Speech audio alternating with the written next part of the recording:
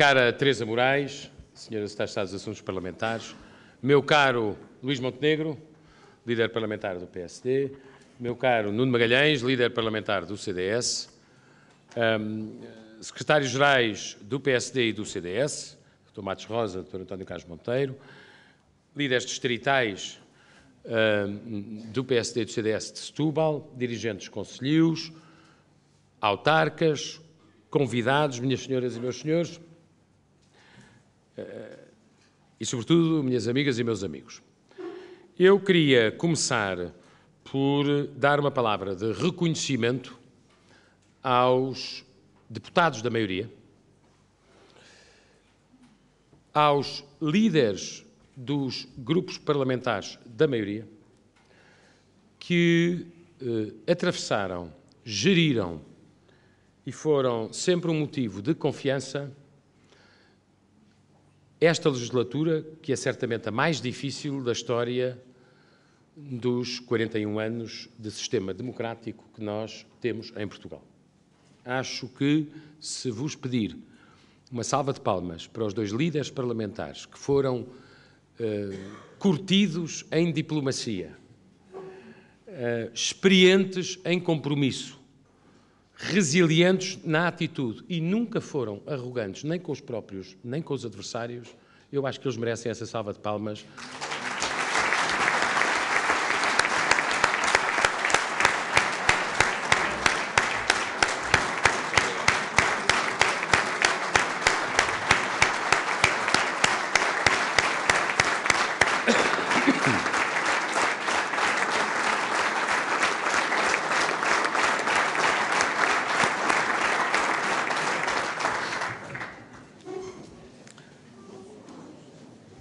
Na verdade,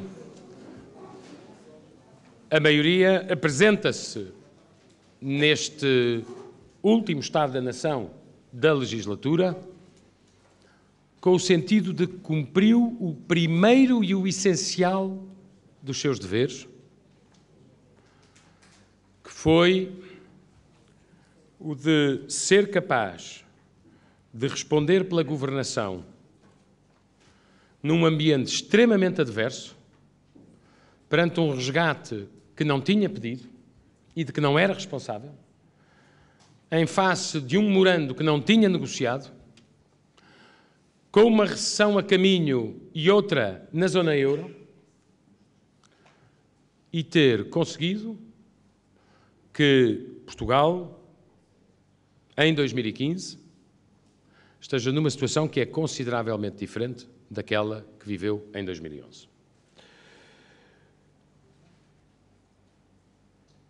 Eu costumo pedir alguma distância histórica, mesmo às pessoas que pensam de uma forma diferente da nossa, para poder avaliar aquilo que Portugal, enquanto nação, não estou a falar de fações nem de partidos, Portugal, enquanto nação, conseguiu, perante as dificuldades que viveu a partir de 2011. No espaço de menos de uma legislatura, Portugal conseguiu terminar o seu programa de ajustamento com a Troika, não pediu um programa cautelar e teve a liberdade de o não ter, não solicitou mais dinheiro, não solicitou mais tempo, não admitiu um segundo resgate, terá este ano um déficit inferior a 3%, pela primeira vez livre de ameaças e de sanções, terá acesso à flexibilidade que só é dada aos que cumprem e está neste momento a viver um ciclo de crescimento económico, onde o investimento e a criação de emprego, e as duas coisas estão relacionadas, dão sinais positivos. É isto que nós temos que proteger, é isto que nós pediremos aos portugueses para protegerem. Politicamente, a maioria e os seus deputados garantiram que aquilo a que eu chamei e reconheço que não sem controvérsia de quando em vez, uma situação de protetorado indigna dos quase 9 séculos de história de Portugal, o que garantimos foi que o protetorado que recebemos terminava. E que Portugal, agora que se fala tanto em dignidade, recuperasse a primeira dignidade política, soberana e democrática, que é poder escolher entre governos que aplicam as políticas que o povo português escolhe, em vez de depender de um co-governo com um sindicato de credores pela irresponsabilidade financeira. Politicamente, Portugal, em 2011, entrou em protetorado. Em 2015, os portugueses sabem que têm condições para escolher livremente um governo soberano. Economicamente, quero chamar a atenção que esta maioria foi capaz de garantir a transição no tempo de uma legislatura, de um ciclo de recessão inevitável com aquele resgate daquela dimensão, para um ciclo de crescimento económico que pode ser melhor. Nós precisamos de acelerar o crescimento para recuperar o atraso, mas que, em todo caso, é já melhor do que a média da zona euro. No espaço de menos de uma legislatura, Portugal viveu e superou uma recessão muito difícil, cujas consequências sociais nós nunca negamos, recessão que é filha do resgate, porque, como aqui disse o Luís, e bem, a crise trouxe o resgate e o resgate trouxe a austeridade. Se querem saber a origem da austeridade, procurem a origem da crise e quem por ela é responsável. Mas a verdade é que Portugal conseguiu o que outros países não conseguiram, foi fazer essa transição para um ciclo de crescimento económico, que é um fator de esperança, com os pés assentos na terra, que é melhorável, que é aperfeiçoável para anos em que, felizmente, nós deixaremos de viver em excepcionalidade e poderemos ter a justa ambição das pessoas poderem ter uma vida normal, expectável, previsível, onde os seus talentos possam desenvolver e ser aproveitados por uma sociedade que nós queremos que tenha mobilidade social.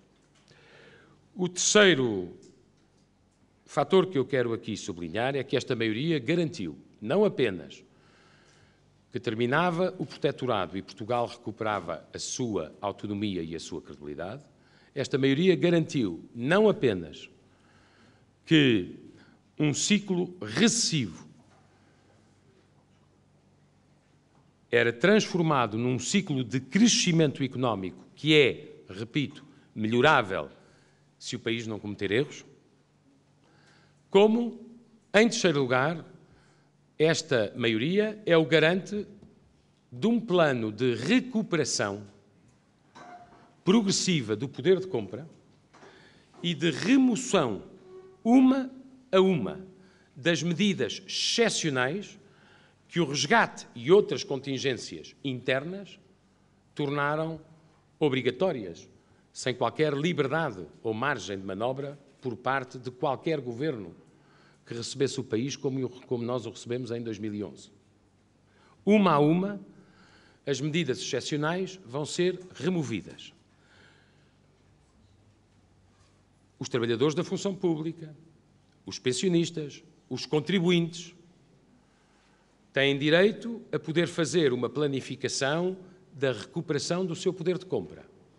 Porque com gradualismo, de uma forma progressiva, esta maioria pode garantir que as pessoas vão efetivamente recuperar o seu poder de compra. E pode garanti-lo porque nós usamos o gradualismo.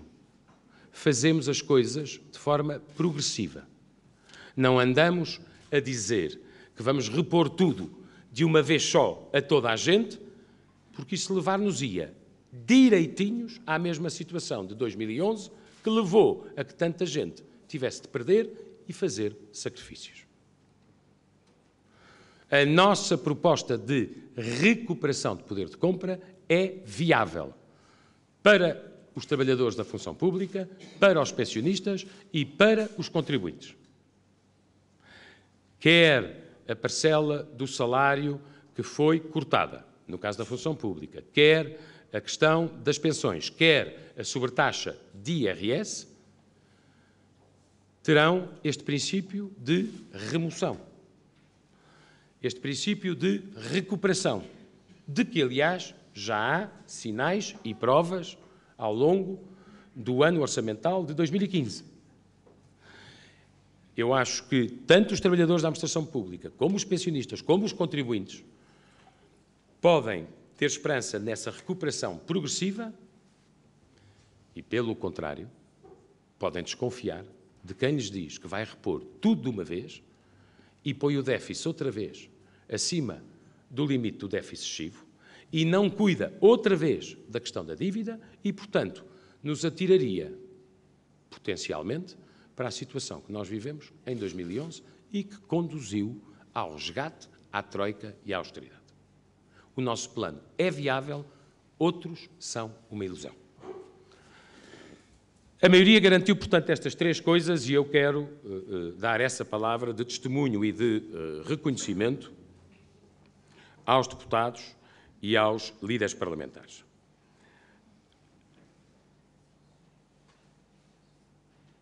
Parece-me que nós só teremos de manter a nossa lealdade ao interesse nacional, a nossa abertura para compromissos políticos importantes e não devemos ripostar a uma campanha de incidentes ou uma campanha de casos, porque não é disso que o país precisa. O país viveu tempos de exceção, tem todo o direito a ter os próximos 4 anos melhores, mais seguros e mais positivos, e nós devemos proteger sempre isso, e à medida que houver um manifesto pressentimento de que, afinal, a oposição pode não ganhar e, afinal, a maioria poderá ter condições para vencer, à medida que isso acontecer, os nervos vão ser muitos e a tentação de fazer uma campanha de casos ou uma campanha de ofensas é grande. Nós devemos responder com elevação, manter a nossa fidelidade àquilo que é essencial, que é o interesse de Portugal, e não responder nessa medida, nem dessa maneira. Queria apenas, porque há também aqui uma dimensão de prestação de contas, chamar a atenção do ponto de vista económico para a transformação que ocorreu na economia portuguesa nos últimos anos. Muitas vezes diz-se que as crises são também a oportunidade, não apenas para superar dificuldades, mas também para encontrar oportunidades. Na verdade, o país fez reformas que já deviam ter sido feitas há muito tempo. É pena que o tenha feito sob pressão externa e não por decisão soberana e feita em tempo útil. Nós perdemos demasiada competitividade durante demasiados anos e aquilo que agora estamos a recuperar do ponto de vista da competitividade é também o fruto das reformas que foram feitas. Eu friso sempre o seguinte: em economia aberta, um país que não faz reformas, um país que não tem uma atitude flexível, não fica no sítio onde estava, atrasa-se, porque outros, ao seu lado, que concorrem com ele, fazem essas reformas e flexibilizam as suas políticas e, portanto, avançam. E eu quero apenas destacar aqui 6 indicadores que representam um fator de esperança do ponto de vista da situação que nós estamos a viver hoje e das perspectivas económicas para os próximos 4 anos. Primeiro indicador. Portugal tem, neste momento, o melhor índice de confiança na sua economia desde 2002, consumidores, desde 2008, empreendedores. Confiança atrai confiança. É preciso proteger esta confiança para que ela se transforme em decisões de investimento e de criação de emprego. Mas, repito, são os melhores indicadores de confiança em muitos anos. O segundo indicador que eu queria frisar tem a ver com o crescimento económico. Portugal viveu uma situação recessiva, deixou a recessão para trás e tem, neste momento, para 2015, perspectivas de crescimento económico que tornam a previsão do Governo a mais conservadora e perspectivas de conseguir, nos próximos anos, crescer acima de 2%. E esse deve ser um objetivo que nos deve mobilizar, do ponto de vista de fazer todas as políticas que facilitem um crescimento superior a 2%, sem cometer o erro de achar que é o Estado que faz crescimento. Não é, são as empresas. Nós precisamos de crescer acima de 2% para conseguir, ao mesmo tempo, garantir criação líquida de emprego, moderação fiscal e serviço da dívida. Chamo a vossa atenção que Portugal, como Espanha, como a Irlanda, são, neste momento, alguns dos países com melhores perspectivas de crescimento económico na zona euro. Isto devia fazer meditar alguns dos críticos profissionais.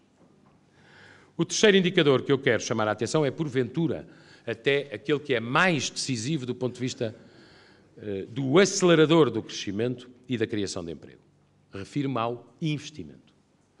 O investimento esteve, durante a primeira década deste século, em níveis muito escassos. Se olharem para a série histórica do investimento em Portugal, tanto nacional como estrangeiro, é porventura o indicador que é mais crítico na economia portuguesa. O investimento deu o primeiro sinal forte de vida em 2014. Recuperou 5,4%, ou, se não contarmos com a construção civil, cerca de 9,8%. Mas há indicadores mais precisos que apontam nitidamente para a confirmação dessa recuperação em 2015. Um deles é que mais de 3.000 projetos entregues para os novos fundos comunitários que têm que ver com as empresas aguardam uma decisão célere. O que quer dizer que há muitas empresas portuguesas que neste momento estão a ponderar decisões de investimento. Se investem agora ou mais tarde. Se investem em Portugal ou noutro país. Candidatam-se aos fundos comunitários. São mais de 3.000 milhões de euros em projetos entregues. A verba disponível é 1/3 desse valor. Terá que, obviamente, fazer-se uma seleção. Mas o sinal que eu vos quero salientar é o sinal, a predisposição das empresas para investirem e para, recorrendo aos fundos comunitários, completarem esse investimento. E outro, junto a este, é que uma parte significativa das empresas que se candidatam aos fundos comunitários do Portugal 2020, seja na inovação, na qualificação ou na internacionalização, fazem-no pela primeira vez. Mais empresas, mais novas empresas, mais investimentos. Esse é, porventura, o sinal mais positivo e que anuncia um ciclo de mais esperança do ponto de vista da sociedade portuguesa, em termos económicos, porque, como sabem, é o investimento que gera emprego. É o investimento que acelera o crescimento e é o investimento que gera emprego. E nós sempre tivemos um modelo diferente, tanto o PSD como o CDS, daquele que tradicionalmente os socialistas apresentavam e continuam nessa senda. Eles acreditam essencialmente na despesa pública, no investimento público e depois no consumo privado, mesmo que seja breve e transitório. Nós acreditamos num modelo muito mais assente no investimento, nas exportações e que, obviamente, tem uma parcela de consumo, naturalmente, também. O indicador social mais relevante é o do desemprego ou da criação de emprego. E como há pouco disse o Nuno Magalhães, nós aqui teremos de ter particular sensibilidade na forma como enunciamos a questão da criação de emprego e do desemprego. Há uma diferença entre as estatísticas macro e o nível micro, ou seja, a vida cotidiana das pessoas. Portugal chegou a ter um desemprego de 17,5%. Uma fratura social muito perigosa e muito preocupante. 2 anos envolvidos, Portugal tem o desemprego à volta dos 13%. O que quer dizer que a trajetória é positiva. E, evidentemente, descer o desemprego de 17,5% para 13% no espaço de 2 anos é uma trajetória positiva. Porém, se uma pessoa estiver na casa dos 13% que ainda não tiveram uma oportunidade de emprego, ou que o procuram há muito tempo e não o encontram, obviamente vê a realidade de uma maneira diferente. E é por isso que nós não podemos considerar terminado o trabalho, que nós temos que explicar que o que gera emprego é o investimento e o que gera investimento é a confiança, e temos que poder dizer às pessoas com honestidade que a trajetória é positiva, mas ela ainda não é suficiente. Nós temos que atingir, pelo menos, os níveis europeus em matéria de desemprego e de criação de emprego. O outro indicador é o das exportações. Conhecem, aliás, a controvérsia e a polémica que normalmente se estabeleceu sobre essa matéria. Há um conjunto de pessoas respeitáveis e estimáveis, mas que nunca criou uma empresa, nunca pagou um salário e nunca exportou um bem, que decretaram que Portugal não era capaz de exportar mais, decretaram que Portugal tinha atingido o seu limite nas exportações e explicaram até que Portugal não resistiria à contração dos combustíveis do ponto de vista das exportações. Para a felicidade dos portugueses, que merecem bastante mais confiança, estas pessoas enganaram-se. Portugal bateu o seu recorde de exportações em 2013, bateu novamente um recorde em 2014 e continua a crescer até mais do que o previsto em 2015. Nós teremos meses melhores e meses piores, mas a trajetória é certamente positiva. O que quer dizer que, no espaço de poucos anos, Portugal deixou de ter um setor exportador que valia 28% do PIB e passou a ter um setor exportador que vale 41% do PIB. Isso dá uma medida da transformação da economia portuguesa. E também dá uma medida da resposta das empresas, em que nós acreditamos, aos desafios muito difíceis. Eu costumo sempre dizer, as empresas seguiram um princípio simples: follow the money. Eu tenho que ir à procura dos mercados onde há dinheiro para comprar o que eu quero vender. Foi o que as empresas portuguesas fizeram. Contração no mercado interno, vou para fora. Estagnação na Europa, vou para fora da Europa. E as empresas portuguesas chamam a atenção, porque nem sempre isto é dito. As exportações portuguesas, o ano passado, cresceram acima dos 4%, num ano em que os combustíveis contraíram de uma forma muito significativa. E, portanto, sobreviveram, provaram bem a esse fator de restrição. Há um ponto que compreendem que eu diga com muito ênfase aqui em Setúbal, que é um distrito cujo potencial, se pensarem bem, é absolutamente extraordinário, tanto no sentido industrial, como no sentido comercial, como no sentido marítimo, como no sentido turístico. É difícil encontrar todas as capacidades que se encontram num distrito como o de Setúbal. Mas há um ponto que aqui também é muito verdadeiro. Nós temos hoje o mundo rural a contribuir ativamente para o crescimento económico e para o crescimento do investimento. E devemos habituar-nos a um nível de eficiência como aquele que foi atingido nos fundos comunitários da agricultura. Lembram-se com certeza que o Proder começou muito mal e começou muito tarde. E começou, apesar dos agricultores e até contra os agricultores. O Proder atingiu 100% de execução, todo o dinheiro foi para o mundo rural, todos os fundos comunitários foram aplicados no investimento na agricultura, não se devolve a Bruxelas dinheiro, não fica retido na Praça de Comércio, 100% de execução, 6 meses antes do programa terminar. Esse é outro indicador que gera confiança, como hão de imaginar. E, por fim, queria apenas salientar, sem escolher nenhum dos modelos, porque há vários que permitem medir essa matéria, que Portugal é hoje um país onde abrem mais empresas do que aquelas que fecham. Abrem mais fábricas do que aquelas que desaparecem.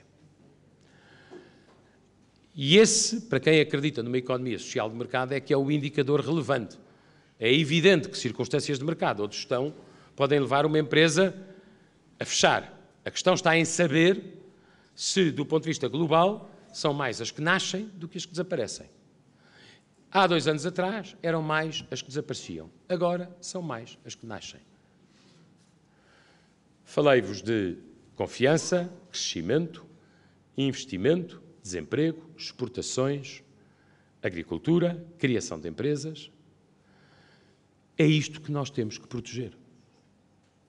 O país precisa que estes indicadores não só mantenham a sua trajetória, como melhorem. E isto não se consegue pondo em causa os fundamentos que levaram à recuperação da credibilidade de Portugal. É isto que eu peço a todas e todos os deputados que saibam explicar. Portugal fez um esforço enorme, os portugueses fizeram um esforço extraordinário para chegar onde chegaram, têm neste momento indicadores económicos que permitem pelo menos um pressentimento de que as coisas estão a melhorar e um sentimento positivo, obviamente, moderado. O caminho faz-se andando. Não ponham em causa esta possibilidade de aumentar o crescimento, aumentar o investimento, aumentar as exportações, aumentar a criação de emprego, aumentar o número de empresas que abrem todos os dias em Portugal. Não ponham em causa isso. Eu acho que a escolha é muito pouco ideológica e é muito racional. Eu, aliás, acho cada vez mais que a ideologia faz muito mal à economia. Deixem-na funcionar. Criem condições para que ela funcione e ela produzirá os seus resultados. Minhas amigas e meus amigos, queria também dizer-vos uma palavra nestas jornadas em que estamos a falar da recuperação da economia portuguesa sobre os dias de incerteza que estamos a viver na União Europeia. Não mencionar esse facto seria um pouco como não mencionar o elefante na sala. Bom. Tentemos ordenar ideias sobre o referendo, sobre a Europa, sobre a posição de Portugal em relação à crise da Grécia, a posição do Governo, que é institucional e defende o interesse nacional, mas também as posições do principal partido da oposição, que são, no mínimo, equívocas. Sobre o referendo na Grécia, o que me parece que há a dizer são 3 coisas lineares. E dizer 3 coisas lineares numa situação complexa já é uma ajuda para ordenar ideias. Mandam as regras da democracia respeitar os resultados de um referendo. O respeito pelos cidadãos gregos e pela sua vontade expressa só pode ser igual ao respeito que merecem os cidadãos e as instituições dos outros 18 Estados da União Europeia. Zona Euro. Manda a lógica acrescentar que o referendo foi a iniciativa do Governo de Atenas, que pediu um não ao que designou por última proposta das instituições, poucos dias antes do default da Grécia, e apesar da proposta já estar caduca. O povo respondeu como o Governo de Atenas pediu. Cabe, portanto, à Grécia propor soluções alternativas, soluções viáveis e soluções aceitáveis por todos. É isto que a lógica nos diz. Manda ainda a prudência perceber que os problemas da Grécia, os mais urgentes e os estruturantes, são muito sérios. Esses problemas não desaparecem por magia. Um país que já fez um default e tem um calendário de pagamentos apertado. Um país que tem o seu sistema financeiro dependente de medidas de controle de capitais e que está reconhecidamente exangue na sua liquidez. Um país que no espaço de um semestre perdeu as primeiras expectativas de crescimento e afundou os níveis de desconfiança, acentuando, portanto, a disfuncionalidade da economia e a fratura social. É um país cuja situação é demasiado frágil, pelo que as euforias ideológicas parecem deslocadas. Até porque a realidade corre o risco de as desmentir. Bom senso precisa-se. Queria também dizer-vos, à parte destes três elementos de meditação, alguma coisa sobre a posição do governo português no quadro da questão da Grécia. Desde logo, Portugal, a meu ver bem, por respeito pela soberania alheia, que é o que nos dá autoridade para exigir respeito pela nossa, não entrou em atitudes de beligerância ideológica, nem lhes respondeu. Outros governos, aliás, na União Europeia, tiveram outras atitudes, e até governos mais à esquerda do que o nosso. Mas, acima de tudo, o que compete ao governo de Portugal, numa situação tão difícil como esta, é defender o interesse de Portugal e dos portugueses em primeiro lugar. E defender o interesse de Portugal e dos portugueses em primeiro lugar significa dizer, explicar, repetir, as vezes que for necessário, que Portugal não é a Grécia e que a situação de Portugal não é comparável à situação da Grécia.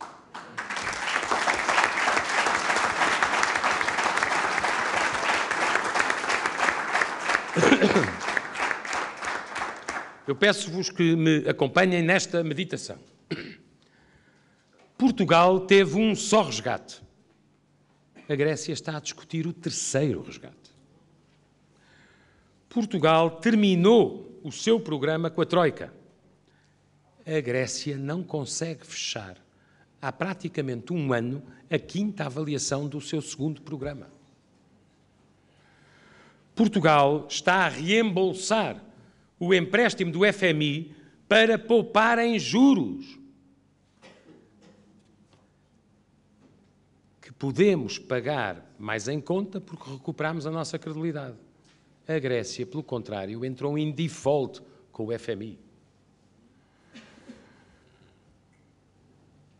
Portugal não pediu mais tempo nem mais dinheiro. E ainda bem que não pediu mais tempo nem mais dinheiro. Precisamente, o que a Grécia, sob várias formas e nomes, está a discutir é mais tempo ou mais dinheiro. Portugal não precisou de nenhum programa cautelar. Lembrem-se que há 6 meses atrás, a expectativa mais positiva que podia enunciar-se sobre a Grécia era a negociação de uma saída cautelar para o momento em que terminasse o seu programa.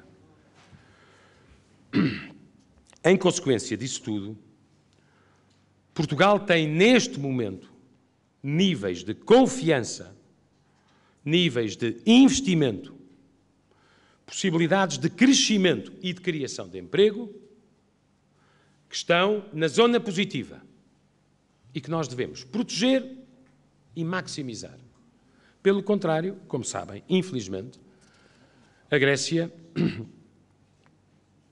voltou a indicadores de crescimento que estão no negativo, voltou a ter crescimento no desemprego e, evidentemente, sofreu uma crise de confiança muito grande. Não há, portanto, minhas amigas e meus amigos, qualquer mérito na associação do caso português com outros e, no caso em concreto, com o grego. É função e dever de qualquer governo de Portugal saber separar o que é a nossa circunstância, aquilo que nós fizemos, aquilo que nós conseguimos e aquilo que nós podemos ambicionar de situações de extrema incerteza e de extrema volatilidade, que são diferentes da nossa. Mais do que isso, Portugal prepara-se para um ciclo económico e social em que a palavra-chave é recuperação. Como vos disse há pouco, recuperação progressiva do poder de compra. Nós temos a obrigação de proteger isto pelo bem comum dos portugueses, tenham eles que opinião política tiverem, dos contribuintes, dos pensionistas, dos trabalhadores da administração pública. O que é que Portugal teria a ganhar em associar o seu caso e o seu esforço a uma situação como a da Grécia, com a insegurança e a volatilidade que ela gera? Nós não estaríamos a fazer bem aos portugueses. Poderíamos estar a fazer proselitismo ideológico, mas o interesse nacional tem de prevalecer sobre atitudes manifestamente partidárias. E depois, minhas amigas e meus amigos, nós somos europeus e, precisamente por isso, queremos que os gregos consigam superar os problemas que têm. Mas, volto a dizer, o nosso primeiro dever é para com os portugueses. E os portugueses esforçaram-se muito para vencer a bancarrota. Não têm nenhuma vantagem em ser, neste momento, associados a um Estado que entrou em default e que tem as dificuldades que a Grécia tem. Que serviço é que nós estaríamos a prestar aos portugueses se, por um lado, deitássemos fora os resultados do esforço que fizeram e, por outro, desperdiçássemos a possibilidade de termos os próximos anos com recuperação de poder de compra? Tudo isto em nome de solidariedades ideológicas que não são, repito, função na emissão do Estado. Devo, aliás, dizer que, a propósito da expressão solidariedade, também convém termos a noção de que os portugueses ajudaram a Grécia, de que os contribuintes portugueses ajudaram o programa grego e que é, no mínimo, exigível a qualquer governo, seja ele qual for, que seja prudente na administração de recursos que são escassos. Em especial num país que fez um enorme esforço para superar a perspectiva de bancarrota que tinha em 2011. Nós não queremos retroceder a 2011 e, por isso, não faz sentido comparar a situação de 2015 de Portugal com aquilo que a Grécia está a viver. Finalmente, queria-vos dar algumas palavras sobre o posicionamento do maior partido da oposição na questão da Grécia. Porque se havia já razões para ter receio da incapacidade do Partido Socialista perceber a natureza dos problemas, eu acho que esse receio, neste momento, é mais profundo e é mais denso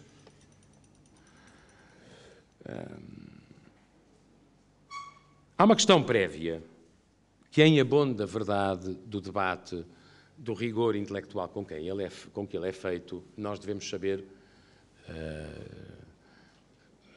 explicar aos portugueses e, sobretudo, cortar cerce à argumentação falaciosa do Partido Socialista.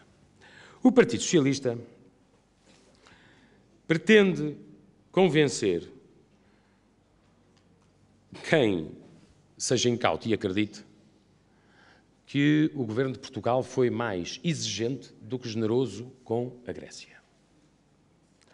Os factos desmentem absolutamente isto. Se o PS está contra o Eurogrupo, é tempo de perguntar ao PS: é ou não é um socialista que presida o Eurogrupo? Se o PS está contra o BCE, é tempo de perguntar ao PS: é ou não é um socialista que vice-preside ao BCE? Aliás, um socialista português.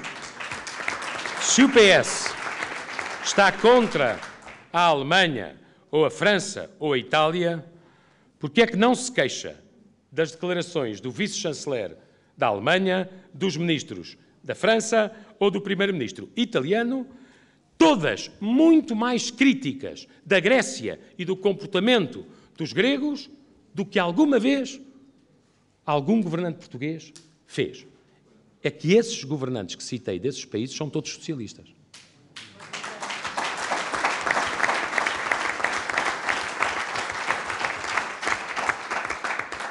E já agora, se o Partido Socialista diz que é contra uma certa política europeia relativamente à Grécia, porque é que não se queixa de Martin Schulz, o Presidente do Parlamento Europeu, andou a pedir aos portugueses que votassem nele nas eleições europeias, como estão lembrados, e que tem dito sobre a Grécia coisas que nenhum governante português disse.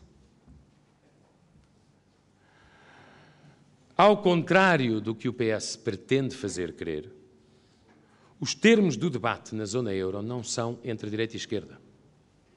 São entre Estados que estão a fazer o máximo que podem e devem fazer o máximo que podem para que o euro, que é o projeto principal da União Europeia, sobreviva com regras estáveis e não fique à mercê de todas as instabilidades.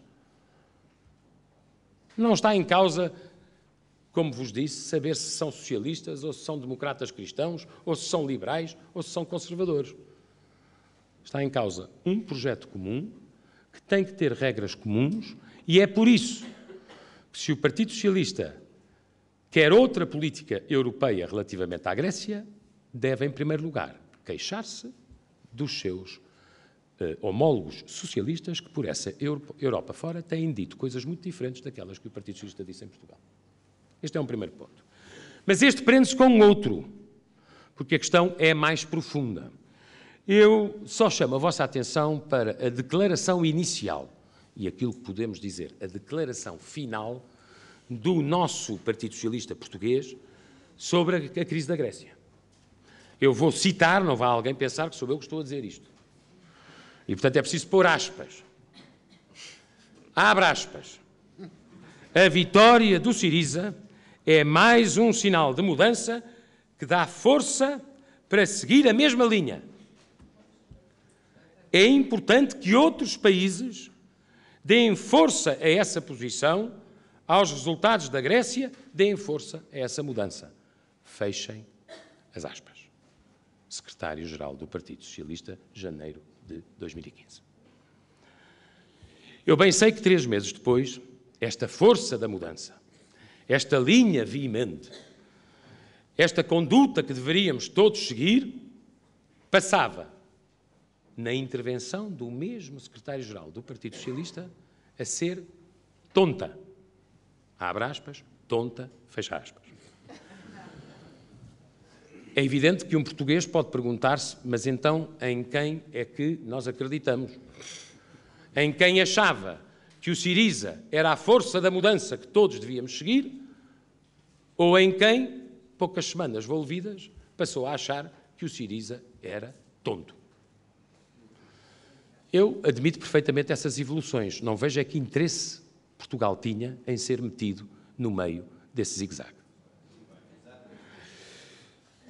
Depois vou passar a dizer-vos aquilo que pode ser considerada a tal declaração final sobre a situação da Grécia. Eu creio que todos terão visto e, porventura, ficado surpreendidos com uma declaração que atribuem ao secretário-geral do Partido Socialista, nos termos da qual, preparem-se, abre aspas, Portugal não está como a Grécia por causa do PS, fecha aspas.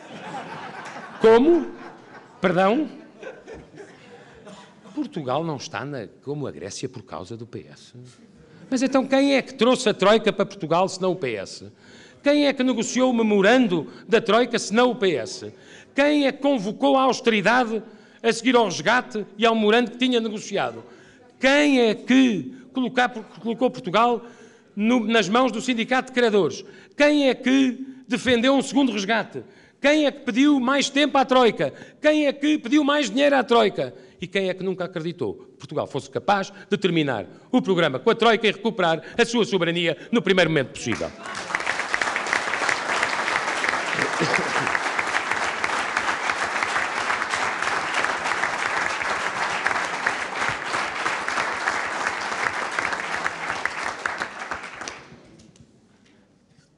É que reparem bem, esta declaração, Portugal não está como a Grécia, por causa do PS, fecha aspas, revela duas coisas que eu acho que são muito preocupantes. E eu costumo dizer que o Partido Socialista podia ter dito, mas não foi capaz de dizer. Até depois das primárias, em que muita gente foi depositar o seu voto e a sua confiança. O Partido Socialista podia ter dito, mas nunca foi capaz de dizer. Nós sabemos a responsabilidade que temos naquilo que aconteceu em 2011. Nós sabemos que cometemos erros. Nós aprendemos com os erros. E nós garantimos aos portugueses que, em matéria de déficit e de dívida, seremos prudentes e não voltaremos àquilo que nos conduziu, em 2011, a uma situação muito difícil. O Partido Socialista nunca foi capaz de fazer uma revisão crítica sobre o que aconteceu em 2011. E é por isso que o Partido Socialista tem esta ambiguidade sobre o que aconteceu na Grécia. As duas coisas estão relacionadas. Ou seja, o PS nem percebe os erros que cometeu em 2011 e aquilo a que conduziu Portugal e os portugueses durante 3 anos, não é capaz de ter uma palavra de emenda, de retificação, para poder pedir aos portugueses que confiem nele novamente. É evidente, como não fez isso, de cada vez que o Partido Socialista aparece a aumentar todas as despesas ou a prometer que todas as receitas serão menores, as pessoas ficam com o pé atrás e pensam, lá estão eles de volta a 2011. Não perceberam o que aconteceu. Eles levaram-nos a um precipício financeiro, atiraram-nos para a bancarrota, já passaram 4 anos, não foram capazes de pensar no que é que tinha acontecido, quais eram as causas, para poder evitar, outra vez, as mesmas consequências. Há uma ligação entre isso e esta atitude deliberadamente condescendente relativamente à questão da Grécia. O que é que nós ficamos a perceber destas declarações? Que se o Dr. António Costa fosse Primeiro-Ministro, mal o Syriza ganhou, tinha corrido a fazer solidariedade ideológica e, de caminho, aproximava Portugal do problema, não separava o caso português dessa instabilidade, deitava fora os esforços que os portugueses fizeram para terminar o programa com a Troika e prejudicava a capacidade dos portugueses recuperarem o seu rendimento nos próximos anos, precisamente porque conseguiram arrumar a sua casa. É isto que eu peço aos portugueses que meditem. Porque não me parece que seja isto que convenha nem a Portugal nem aos portugueses. E é por isso que eu digo que a eleição é muito racional, não é ideológica. É uma abordagem muito racional. Eu não sei se outros não têm nada a perder. E tenho muito respeito pelo desespero enquanto sofrimento e enquanto humilhação e pelas suas consequências. Mas os portugueses têm certamente alguma coisa a perder se voltarmos à irresponsabilidade financeira ou à instabilidade política ou a não saber controlar a despesa ou a entregar-nos outra vez nas mãos de credores externos. Já foram 3 vezes depois do 25 de Abril. Esperemos que seja definitivamente a última. E por isso, minhas amigas e meus amigos, eu só queria terminar esta minha intervenção dizendo-vos que é bom sermos portugueses. Não estamos nos apuros em que estão os gregos.